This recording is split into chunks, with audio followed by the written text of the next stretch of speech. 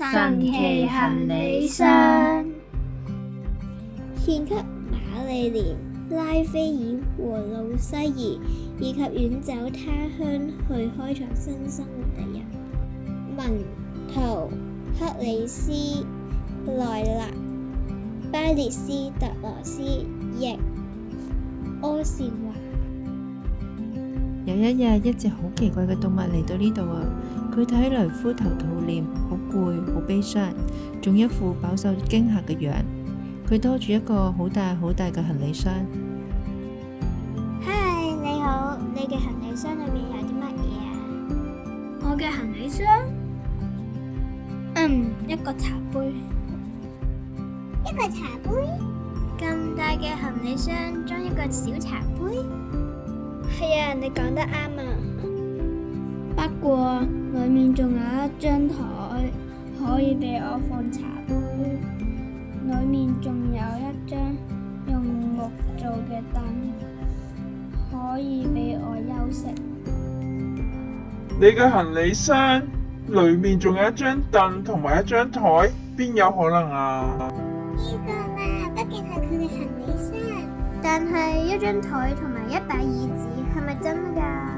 係啊，仲有一棟小木屋，裏面仲有一間小廚房，我會喺嗰度泡茶。呢個係我嘅屋企嚟嘅。小木屋喺山坡上面，周圍有樹林。天氣晴朗嘅時候，都可以見到海。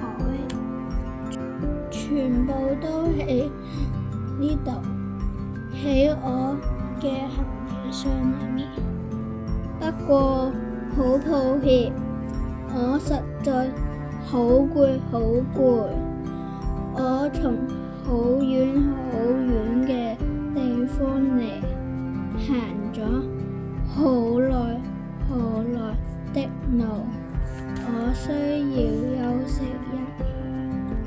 好奇怪嘅家伙，我從來都未見過似佢咁樣嘅動物。我都冇啊，不過無論如何就俾佢好好瞓一覺啦。哼，我唔信任佢，我哋點知道佢講嘅係咪真嘅？只係一個辦法可以知道。快啲俾我塊大石頭，我哋嚟鑿開個行李箱，睇下入邊到底啲乜嘢。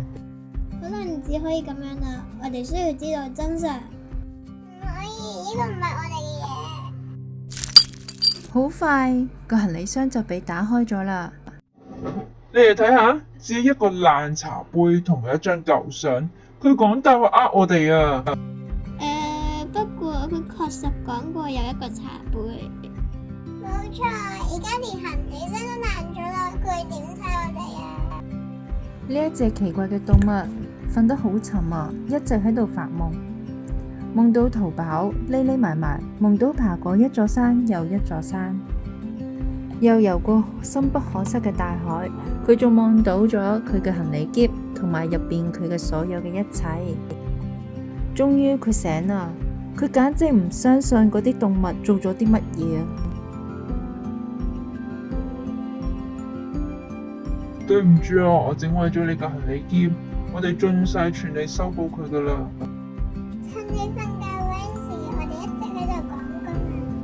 我哋希望你會鍾意。多謝你哋，實在太完美啦！只不過少咗啲嘢，我哋需要多幾個茶杯。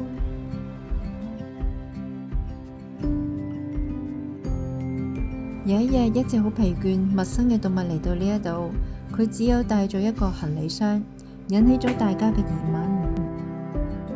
佢點解要嚟呢度啊？佢從咩地方嚟㗎？行李箱入邊到底裝咗啲乜嘢？呢個故事闡述咗真誠、希望同埋恩慈，以及點樣善待有需要幫助嘅人。多謝大家。